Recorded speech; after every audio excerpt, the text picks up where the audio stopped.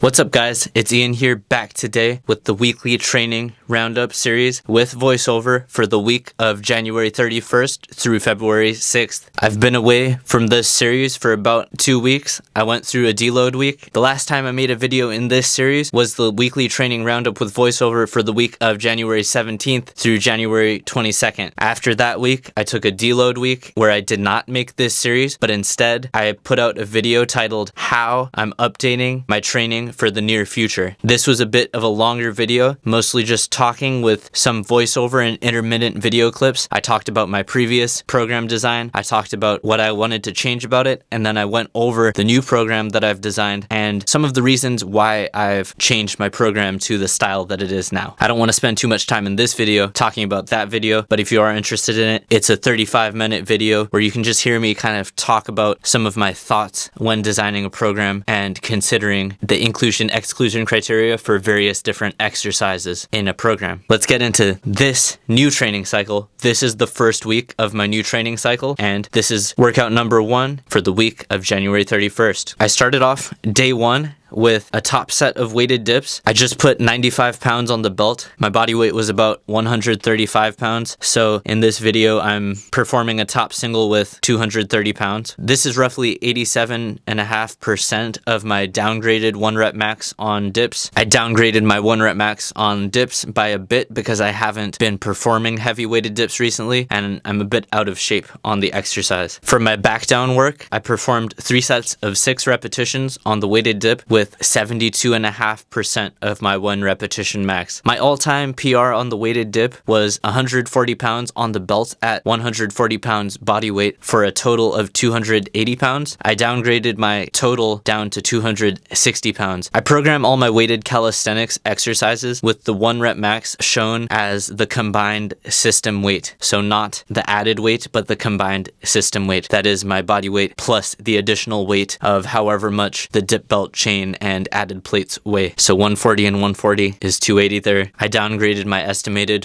1 rep max on the dip down to 260 pounds just because it's been so long since I've performed heavy weighted dips. I'm not quite in PR territory and I just wanted to take a slight downgrade there so I can ensure myself some productive sub-maximal training and get in some good developmental work without going too hard too soon. I faced some of that in the previous training block and I really want to avoid that at all costs. Just get some good quality sub-maximal training, and when the time comes, whether it's at the end of this training block or the end of the next one, then I'll go for some PRs when the time is right. After that, I performed 4 sets of overhand grip pull-ups. I think during the sets, I might have forgotten, and I may have actually done some sets of 10 in here, but either way, it was 4 sets of 8 to 10, some good quality sub-maximal work. I only got 2 sets recorded because it was a little bit hard to frame myself here. On the first set, I wasn't too focused and my body was a bit floppy. If you're kind of a calisthenics purist, you're probably judging me for my technique here, and that's fine. When I saw my phone and when I saw the recording after this set, I was judging me too. The second set was a lot cleaner. I tried to hold my body still a little bit of movement there, but I'm coming off a deload week. Maybe I'm a little rusty. Second set was a lot cleaner than the first set. Either way, overhand grip pull-ups, this has always been a weakness for me. I've always been a lot better at chin-ups than pull-ups, so these felt pretty good. The bar was also notably much thicker than the normal pull-up bars that I train with, so that's worth mentioning, but I didn't think it really made a significant difference in difficulty. It was just a bit of a novel effect. It would probably be harder if I was adding weight, but just for body weight, it was actually comfortable, and in a way, I appreciated the novel feeling of the different handle. After my 4 sets of overhand pull-ups, I moved on to my steady state cycle tuck planche holds. I performed 3 sets of the tuck planche hold today, anywhere between 15 to 25 seconds per set. This is the first time that I've officially used steady state cycles in my training. 1 workout down and I'm feeling pretty good about it. I think it's a good way to accumulate volume at a sub-maximal intensity. It's not nearly as fatiguing for me to perform the tuck planche as it is to perform a variation like the advanced tuck, and I feel like it's going to lead to more sustainable training in the long run. It's hard to tell if the steady state cycles will open the door to the harder variations in the future for me, but for now, it does seem like a very manageable style of training that will be much less likely to lead to burnout than the style of of training that I did in my previous training block. After the tuck planche steady state cycles, I performed 4 sets of the advanced tuck front lever hold, also for the steady state cycles. This is a much easier variation than I normally perform in my training, and it was kind of relaxing. To be honest, it feels a bit underwhelming to perform this easy of a variation when I'm so used to holding things like the straddle or the half lay in my average training sessions, but it was definitely relaxing and it made the overall workout feel much more manageable and approachable. And I do still have to perform some half lays and straddles in day 3 of this week, so it's not like I'm completely going without the harder variations. I just grouped them all onto a day where I don't need to perform the weighted calisthenics. Again, I don't want to talk too much about the overall program design because I made an entire 35-minute video on it that you can feel free to watch, but a quick overview is basically day 1 of this program is my main weighted dipping day, day 2 is my main weighted chin-up day, and then day 3 is all bodyweight exercises and the more difficult skill work. All of the days have some accessory exercises and extra stuff. If you want to see a more in-depth breakdown of the new training plan, and if you want a free Google Sheet of the new training plan that I made, it's all in the description of the video titled How I'm Updating My Training for the Near Future. After the steady state cycles for the tuck planche and the advanced tuck front lever, I performed some dumbbell curls. Nothing too much to say here, just trying to perform some dumbbell curls with nice strict technique. I like to use a firm grip, try not to use too much body movement, keep the glutes squeezed, the hips locked out, and just use a manageable weight that you feel comfortable using. After the dumbbell curls, I performed a set of Maltese Pec Flies. I don't perform normal pec flies because they're a bit strange feeling on my shoulders, but this exercise is a pretty killer exercise for the front delt, and it definitely also does something to the chest. Your chest's definitely doing something. Your front delt's doing a lot. You can see here I'm sitting on an incline bench. My arms are in that V position, kind of like when you see a gymnast performing a Maltese. I've got my palms facing forward. My elbows are straight, not excessively so. I'm not like completely worried about hyperextending the elbow or anything, but I'm keeping my elbows straight here, palms up. As you can see how the dumbbells are oriented, my palms are up. Maltese fly, seated front delt raise, whatever you want to call it, but I do like that exercise. It's a reasonable one. I don't do it at home, of course, because I don't have an incline bench. Honestly, I didn't even want to go to the gym too much here, but one of my bros wanted me to go to the gym, and honestly, I don't want to be such a calisthenic purist that I never go to the gym. You only have so many days alive. You could die, your friends could die, anything can happen, so don't be mean. You should hang out with your friends sometimes. And you know, in this day, maybe I had to change my workout a little bit, but I did basically everything I wanted to do in roughly the same number of working sets that I wanted to do. I did basically everything that I wanted to, right? I didn't have to change my workout too much. I changed it a little bit. Maybe it wasn't quite exactly how I wanted it to be. Maybe some of the equipment wasn't exactly what I wanted, but I got to see my friends. And you know, you should enjoy your life. It's fine to adjust your training a little bit to hang out with your friends. Maybe don't do it all the time, but don't beat yourself up about it if it does happen every once in a while. After the Maltese flies, I performed some cable tricep pushdowns. These were supposed to be band tricep pushdowns, but this exercise is pretty interchangeable. I do have a cable apparatus thing at home, so it's not like this is an exercise that I can never do at home. I can also do this exercise at home, or some version of it. I performed 4 sets of those cable tricep pushdowns. Here I'm performing the slightly heavier variation where I start with my elbows bent, I'm pushing down through those hands and bringing the handle towards me. If you have limited access to weight, or you're working with a home pulley system and you just don't have a lot of weight at home, limited access to weight, you can try out the version where you finish with the hands a little bit further away from you. You'll see me perform that exercise in day 2 of this training week. I don't want to talk about it too much right now, but I will talk about it when I show it in day 2. After those cable tricep pushdowns, I performed 4 sets of lateral delt raises. This was the first time I performed lateral delt raises in, I guess, 7 or 8 weeks. It's been a long time since I performed these. That's saying something considering that the lateral delt raise is kind of a perennial exercise for me. And I think if you're a guy that wants to have an aesthetic, kind of bodybuilder-esque calisthenics athlete type looking physique, the side delt is a muscle group that isn't really hit too effectively by a ton of conventional compound movements. So as far as isolation exercises, I feel like lateral raises are kind of up there for me. There's a lot of people that say that you can get a similar effect from face pulls. And that was actually the experiment that I did in the prior training block. I replaced 100% of my lateral raise volume with face pulls. That's why you saw me doing the band face pulls so much. And actually, I don't think my side delts got too much smaller. So maybe the people who are huge face pull proponents are onto something. Either way, in this training block, I'm going to be performing a mixture of lateral delt raises and face pulls. I just want to get through 1 or 2 weeks of this training routine, see how I respond to the fatigue levels of some of the new exercises that I'm reintroducing. Not new to me, but new to me in recent training history, right? It's been a little while, but in the past, lateral delt raises have been a bit of a perennial exercise for me. I've performed them myself and recommended performing them for people who care about aesthetics and physique anywhere from 2 to 4 times a week at various intensities and weights, in the 10 to 15 rep range sometimes, and in the 10 to 20, 15 to 20 rep range sometimes as well. Just see how your joints feel. The technique on these is going to be pretty individual specific, honestly. For me, I tend to keep my elbows at or below shoulder level most of the time that I do these. There's definitely arguments for going higher or lower, and when I use more weight, I tend to not go as high, and when I use less weight for high reps, I can sometimes go a little higher and it's still comfortable. I feel like a lot of this depends on what other exercises are in your training routine, how you're sleeping, your overall mobility and joint health. But I feel like I can get the vast majority of the side delt stimulus even when the elbows don't come above shoulder height. But you know, if you got super healthy shoulders, never had an issue, want to go higher, I mean, there's some biomechanists that say that you should not go above shoulder height on the lateral delt raise. I'm not here to start some flame war argument. I'd say if you feel fine, maybe. I think the biomechanist counter argument is that it's the type of thing where you're accruing incremental damage and by the time you feel pain, it's too late type of thing. It does come from a bit of a fear-mongery type of place, but maybe that fear-mongering is well placed, you know? Maybe these people just don't want to see you get hurt. Anyways, it's not my place to tell you how you should do them. Just try out a few different ways with a light weight, see what you can tolerate, and very gradually increase the weight. It's quite common for lateral delt raises to never get that high in the amount of weight. Here you can see me performing, I think, sets of 20 roughly with just 15 pounds. Again, I haven't performed this exercise in about 8 weeks or so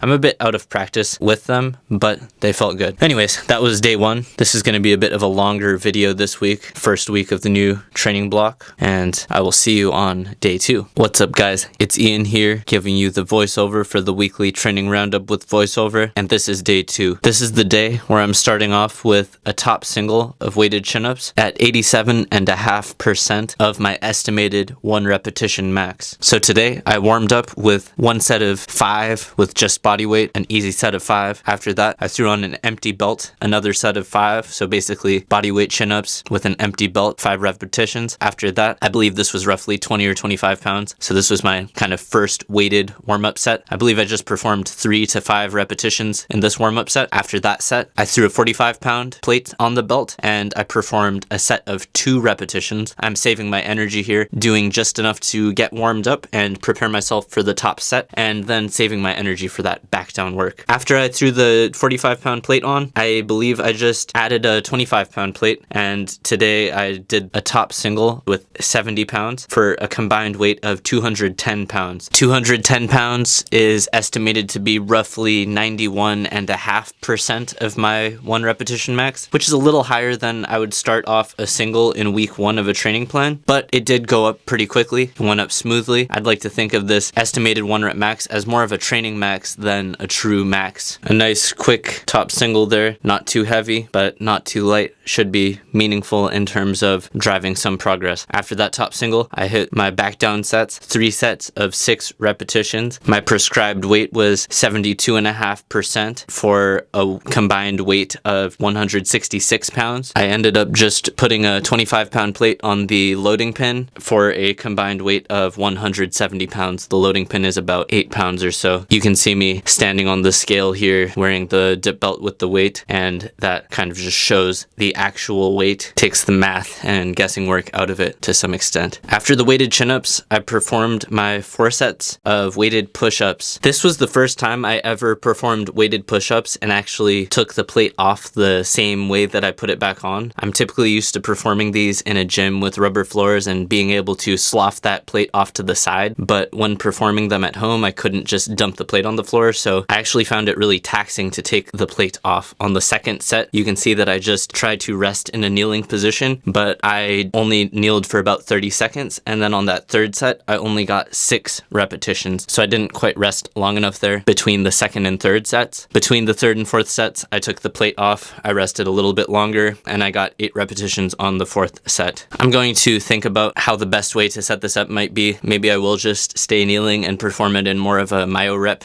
fashion, or maybe I will actually take the plate all the way on and off between each set and just rest a little bit longer, deal with the fact that it's kind of difficult. What I will say is that the plate can put a lot of pressure on the back of your neck when you're lifting it over your head. You have to be comfortable resting that 45-pound plate on the back of your head. I think if this was a 55-pound plate, or if it was much heavier, maybe it would be a bit uncomfortable or hazardous to lift over the head like that, but just 45 pounds for me is fine. Maybe it's strengthening the neck extensors a little bit too, so get that bonus neck extensor workout in there too. After the weighted push-ups, I performed my steady state cycles for the advanced tuck front lever. I took care of these advanced tuck front levers in 2 sets today. I accrued slightly less than 1 minute total. I thought it was 1 minute, but looking at the footage in post-production, the first set was about 29 seconds or 30 seconds, and the second set was about 25 seconds. Overall, I think I might do the advanced tuck front lever next time in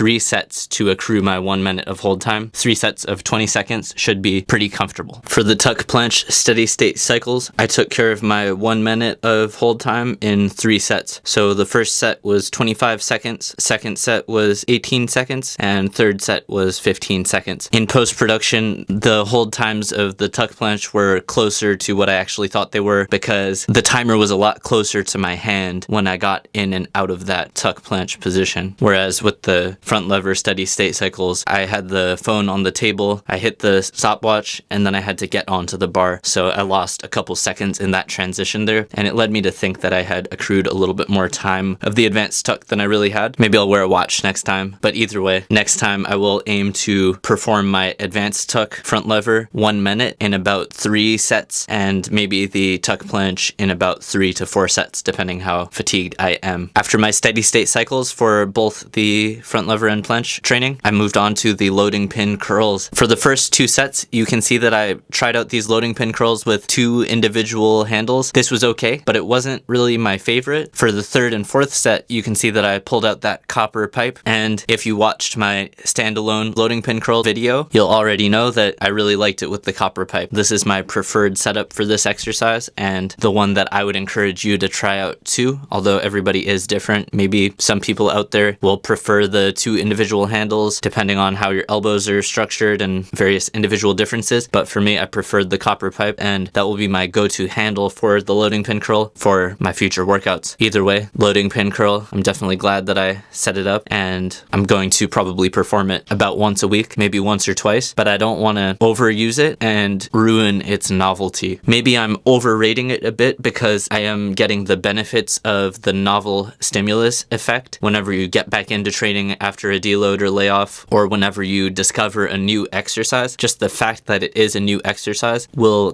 give it some extra points in being more stimulative, and as you get more and more used to the exercise, it can get a little bit stale. There are some exercises that I'll always have some variation of, always some variation of a vertical pull, whether it's a pull-up or a chin-up, always some variation of a pushing exercise, whether it's a dip or a push-up. You can't avoid certain movement patterns. You can load them in different ways and try them in different ways. I'm always going to have some variation of a curl, whether it's a bodyweight curl, loading pin curl, other variations. You can't really escape from curling if you want to train the biceps. Some minimalists would say that you can just only do chin-ups, but I find that a little bit hard to believe. You'd have to be putting some pretty serious weight on the weighted chin-ups, or just be an extremely large individual to get a lot of bicep development out of chin-ups. For me, I think the stimulus to fatigue ratio of curls is just too good to leave them out, so curls are a perennial exercise. I'll always always be performing curls in some form. After those loading pin curls, I performed cable tricep pushdowns. I did do these with the spongy grip handles today. I was kneeling. You can see that I didn't put too much weight on the loading pin. I performed the variation of the cable tricep pushdown where I'm pushing my hands away from me. In day 1 of this training week, I performed the variation where you're pulling the hands more towards you. The heavier version, you're essentially going to pull your hands towards you to where your hands finish kind of just below the elbows and shoulders, kind of similar to a dip position. But when I'm trying to get more effect out of less weight, I tend to perform the variation of the cable pushdown where I finish with the hands a bit away from the body, where I finish with the handle further away from the body. You can see that there is a camera angle that I recorded from the side, just so you can see how far away from the body I am actually finishing with these handles. I might assemble a pulley with a shorter cable so I don't have to kneel for this exercise. In this training block, the cable tricep pushdown is actually the only cable exercise that I'm doing at home. I'm getting the majority of my chest volume from weighted dips, weighted push-ups, ring exercises that I'll talk about on day 3. As a result of that, I'm not doing chest flies or anything like that. I've got other curl variations going. I'm basically just using the pulley system for tricep pushdowns. So I might set up a shorter cable just so I can do tricep pushdowns while standing and I don't have to kneel down like that. I will also remake the do-it-yourself cable pulley setup video with better audio and not music. That's my most popular video for some reason, even though it's a really old video, and in my opinion, I feel like I put more effort into a lot of other videos. But either way, I'm going to redo that video with better audio. I received a request. I think I originally made that video. It might have been on my cell phone. I may have not even used an actual microphone. Right now I'm using a shotgun mic, so the audio is better than it was back then. After the cable tricep pushdowns, I moved on to my supersets. I performed reverse lunge to slider hip bridge supersets. I performed 4 rounds of this superset. Not really too much to say here about the reverse lunge and slider hip bridge. I do have a standalone video titled How I Would Train Legs at Home If I Only Had a Weight Plate or If I Had to Train Body Weight Only. So that video goes more in depth on the slider hip bridge and reverse lunge. I even have it time-stamped with chapters. If you fast forward to 7 minutes and 16 seconds, that's where the reverse lunge chapter is. And then 9 minutes and 25 seconds is where the hip bridge variation chapter is. In today's workout, I just performed 4 rounds of this superset. Bodyweight reverse lunges, slider hip bridges, both decent bodyweight exercises. I don't expect to get a lot stronger from performing these, but maybe they are enough to prevent loss of muscle for the lower body until I'm able to return to more formal resistance training for the lower body. Right now, the vast majority of my training resources and recovery resources are focused on calisthenics movements, skill-based movements, weighted calisthenics. Those are my priorities right now. After the slider hip bridge, reverse lunge superset, I performed some Deadbug, Birddog supersets. I kind of lost track somewhere in the midst of these supersets. It was either 3 sets or 4 sets, but either way, I didn't rest in between them. I just started off with the Deadbug, and then I moved on to the Birddog, and I just did the sets, went straight to the other sets. No rest needed. I wasn't really breathing hard or anything. I would expect that you don't have to really rest in between your Birddog, Deadbug supersets. It's a lot more efficient to superset them than it is to rest like in between your sets of Birddogs or Deadbugs. You could waste a lot of time by doing that. You could see that I took care of all 3 or 4 sets of this Birddog Deadbug superset in about 3 or 4 minutes, whereas if you were resting in between each set, you could spend maybe 10 minutes on them. Yeah, superset those. I don't think there's any downside. Some exercises, there is a real downside to supersetting. It'll either handicap the amount of weight that you can add, or it'll do something. You'll either lose reps or weight or get more tired. But Birddogs and Deadbugs, not that tiring. I do recommend supersetting those Birddogs and Deadbugs. In the Deadbug, I'm just focusing on keeping the abs tight. I do look to the side to kind of make sure that my hip angle is at 90 degrees. I don't think it makes a huge difference if you're at 80 degrees or 100 degrees. Probably doesn't matter that much. It would probably just look funny in the video and people would be like, oh, he doesn't know what he's doing, right? But 90 degrees, that's how you're supposed to do it. Honestly, if you're at 80 degrees, 100 degrees, even 70 or 110 degrees, I don't think it makes a big difference. In the Birddog, I'm really just focusing on establishing a good quality quadruped position, keeping the core tight, and then really squeezing the glute as I push the leg back. I don't lift the leg too high here, but I'm more focusing on bringing that leg straight behind me, really squeezing the glute hard on this exercise, and that's the main thing that I'm focusing on in the Birddog. If you want more information about the Birddog or the Deadbug, I have a standalone video on both how to perform the Deadbug and a standalone video on how to perform the Birddog. So go ahead and check those out if you're interested in more information information about those exercises, and I will talk to you in day 3. What's up, guys? It's Ian here, back today with day 3 of the voiceover for the weekly training roundup. I started off today's workout with 2 sets of 10 repetitions on the push-up on rings. This was the first exercise I performed in the day, both kind of a warm-up exercise and a decent exercise. It's hard enough that for me it is relatively stimulative. I take my time at the bottom, and then at the top I try to touch the rings together. If I don't touch the rings all the way together, I at least like to pull the hands together slightly just to really get that peak contraction in the chest. I do try to protract the shoulders with my arms straight and my hands bringing the rings together. And then when I'm at the bottom of the push-up with the elbows the most bent, I do allow the shoulder blades to retract. So unlike a bench press, the shoulder blades are moving as I move through this push-up. The one thing that I am really focusing on here is keeping the shoulder blades depressed. And that's going to be the most important thing in both the push-up on rings, the rings turned out push-up, and even in the ring dip to rings turned out support. And even when holding support, whether it's on rings or bars, shoulder blade depression is going to be really important. It's going to be a major key, both in getting the intended effect out of the exercise you're performing and in terms of safety, shoulder joint health, other factors, training the serratus anterior. Although the role of the serratus anterior is technically to protract the shoulder blade, it does also assist to some extent in shoulder blade depression. The lats also assist in shoulder blade depression. There's actually a handful of different muscles that assist in shoulder blade depression. I don't want to act like those are the only ones. I don't know them all off the top of my head. Maybe I should know them all, but either way, when I am performing push-ups, whether it's the basic push-up on rings or the rings turned out push-up, I am focusing on keeping those shoulder blades depressed throughout the whole range of motion. After my 2 sets of 10 of the push-up on rings, I performed 2 sets of 5 of the rings turned out push-up. Honestly, the first set was kind of hard. I felt like maybe the push-up on rings kind of fatigued the same muscles, but it wasn't unbearably hard. Second set felt a little bit better. I really do like this exercise. Couldn't leave it out. Maybe at some point I will leave it out of a training plan. I have gone periods of time without doing it at all, especially when I am back in the gym working and doing gym training. It's a little bit hard to set up rings. Sometimes I will still take a day out of my training week and set up some rings in the corner of the gym where you can put rings, get in a ring workout, even if I am training in a gym. But either way, 2 sets of ring push-ups, 2 sets of palms forward, rings turned out push-ups. After that, I performed 3 sets of ring dip to rings turned out support. I have a little cut on my arm. It was a little bit awkward when I performed these ring dips. It was kind of pulling at my band-aid and pulling my hair out. It was kind of painful, but either way, I did get these sets in. And honestly, the ring dips felt really easy. The support felt pretty good too. Honestly, these 3 sets of 5 of the ring dip to rings turned out support, it might have felt better because they came after all of my ring push-ups and the muscles involved were pretty warmed up. After that, I performed band-assisted straddle planche for 2 sets. These felt pretty good today, honestly, also. And the first set of the band-assist straddle, I held it for maybe longer than I ever have. I haven't yet reviewed this footage in post-production, but I have a feeling that I held that for a little while at least. It felt like 3 to 5 seconds. Let's see what it actually is. Either way, first set felt good. Second set, maybe I could have rested longer. The second set was tougher, but it was still pretty good. After that, I performed 2 sets of the advanced tuck planche. I didn't get to hold these for particularly long today. Maybe I was just a bit fatigued. The local muscles were fatigued. I don't think my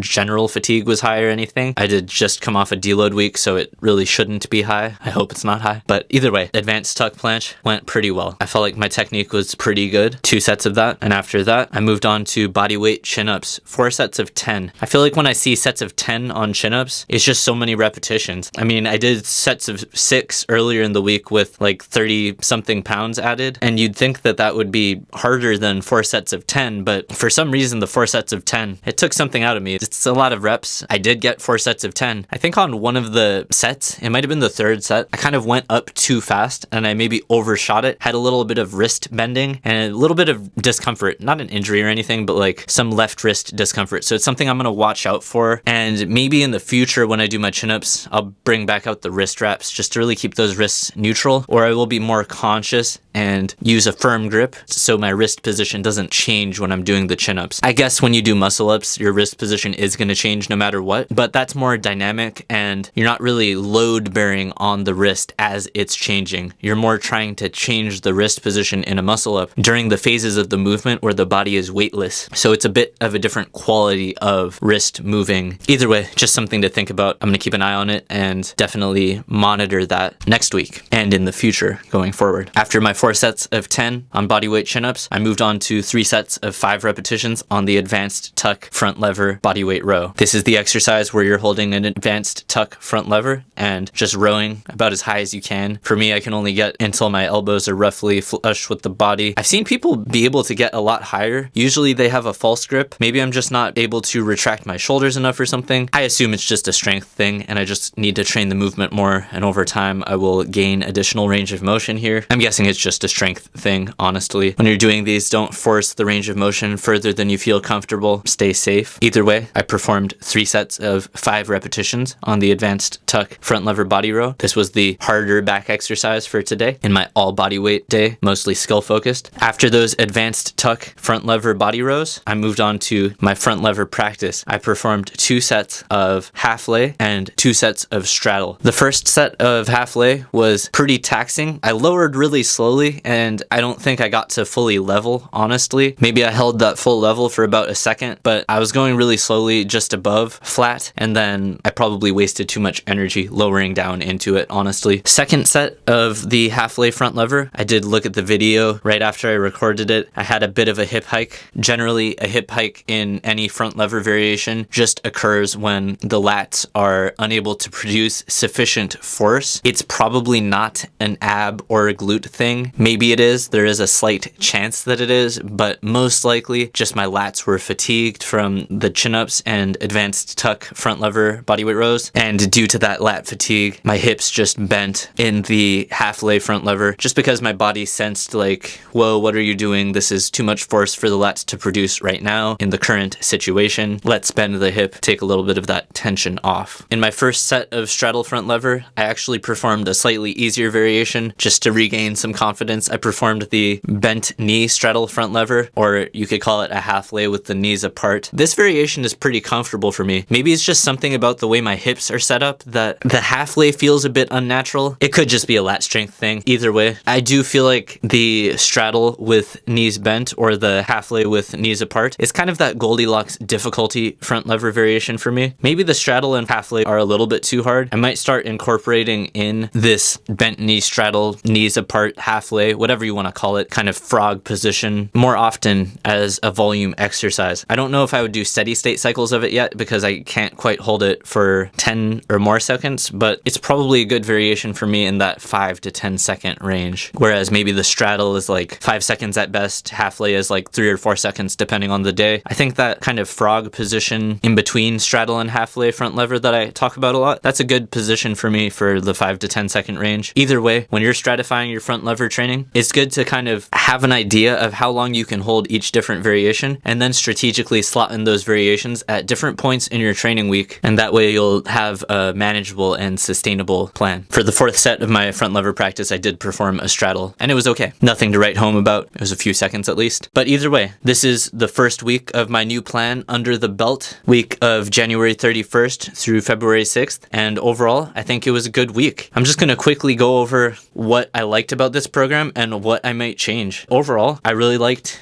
day 1, weighted dips, top single, back down, manageable weights. I liked the body weight pull-ups. I need to work on the overhand pull-ups. I liked the steady state cycles. I liked the curls and lateral raises, tricep pushdowns, face pulls. I liked the way day 1 was structured. Day 2, weighted chin-ups, back downs, weighted push-ups. I talked about in day 2 how it's a bit awkward to self-place that weight, but besides that, they were good. I'm gonna just think more about that, whether I want to perform them in myo rep fashion or just leave it how they are and get some extra neck extensor strengthening, steady state cycles, more exposure to the front lever and planche, practice at an intensity that is very sustainable. Loading pin curls, a really good new exercise. Hard to differentiate if it's just because of the novel stimulus and because I just came off a deload, or if it really is such a great exercise. Either way, I really like it right now at least, and hopefully it keeps being good for me going into the future as well. Cable tricep pushdowns, I like them a lot. I've never really been a fan of the overhead tricep extension. Some people like it, I've never liked it, but everybody's different. Slider hip bridge, reverse lunges, these are fine. I probably need a better solution to my lower body training at some point, but as I said, my priorities are where they are, weighted calisthenics and skill work. Day 3, this was the day where I did all body weight and skill exercises. So push up on rings, rings turned out push up, rings dip to rings turned out support. I really liked this segment. It was a good flow. Had that medium to hard push up on rings, rings turned out push up, ring dip to ring turn out support, both harder exercises there in that hardest category for me. I liked it a lot. I liked the planche practice on this day too. I liked how I didn't have any weighted calisthenics, and then I just had my band assist straddle. Also felt pretty good. Advanced tuck planche also felt pretty good. We'll see if those keep feeling good going forward. Bodyweight chin-ups, maybe 4 sets of 10 is a little bit too much. I might cut that down to 3 sets of 10. Advanced tuck front lever row, 3 sets of 5. Overall, I liked this a lot. This was a good exercise. And I think any negative perception of it that I might have generated might have just been because the 4 sets of chin-ups was a bit brutal. Maybe I won't force myself to do 4 sets of 10. Maybe if I do 4 sets of 8 or something, but then it's just kind of a recovery effort. 4 sets of 8 isn't really that hard for me. Is 4 sets of 8 really even trying, or at that point am I just kind of sandbagging it and withholding effort to make it look like I'm doing stuff? Who knows? There's a gray line in there somewhere. Maybe 4 sets of 8 on chin-ups for me, maybe there are some effective reps. It's probably better than doing nothing, but then there is the argument, the counter argument, is it better than doing nothing? Because if there's no effective reps in there, let's say if I'm doing sets of 8 on chin-ups, let's say there are no effective reps, well, there's definitely work being done and it is fatigue inducing. So the counter argument is that it could actually be more harmful than doing nothing in terms of my overall strength and physique progress over time. So just in case you're like, how can you say that it would be better to do nothing? In some scenarios, it is better to do nothing. It's like the equivalent of doing manual labor or sled pushes. It's like those things might not necessarily make you more jacked or stronger past a certain point. It's probably going to strengthen a sedentary individual, but in terms of being an athlete, a calisthenics athlete, or whatever your preferred modalities of training are, there is an argument that extra work that doesn't contribute to hypertrophy or strength development, it does also give fatigue, so there's something to be said for that. Anyways, advanced tuck front lever body row, I liked them. The half lays and the straddles, they felt pretty good too. I'm wondering if maybe next week I will subtract 1 set of bodyweight chin-ups and then move my advanced tuck front lever body rows to after my front lever static hold practice. I think I might do that, and I'm going to experiment and see if I like it more. All in all, this was a great first week. I feel really refreshed after the deload. It was a good first week. If you made it this far in the video, thank you for watching. I know it's a long video. I wanted to give you a good video because I've been away for a little while on the deload week. The only thing I'm changing for this plan after the first week trial is I'm going to subtract 1 set of bodyweight chin-ups, and then I'm going to move my advanced tuck front lever bodyweight rows to after my static holds on day 3. So I'm going to update that in both my plan here and then also in the copy of the plan that I have attached in the comment section of the video titled How I'm Updating My Training for the Near Future. If you go to that video, it has a copy of the Google Sheet of my new program with all the weeks and percentages. You can just input your own best combined body weight and added weight numbers for the weighted dip, weighted push-ups, weighted chin-ups, weighted pull-ups, and you can try out this plan too if you're looking for a 3-day-a-week plan. If you want to prioritize the push-up over the dip, you can switch around those rows in the 1 rep max chart at the top, and if you want to prioritize the weighted overhand pull-up over the weighted chin-up, you can switch around those rows in the 1 rep max chart at the top as well, and that should reprogram the cells for you. Either way, thank you for watching this video, and those are really the only changes that I'm going to make to this plan for next week. We'll see how next week goes with those changes. Hopefully it's even better, and until next time, don't let anybody stop your gains.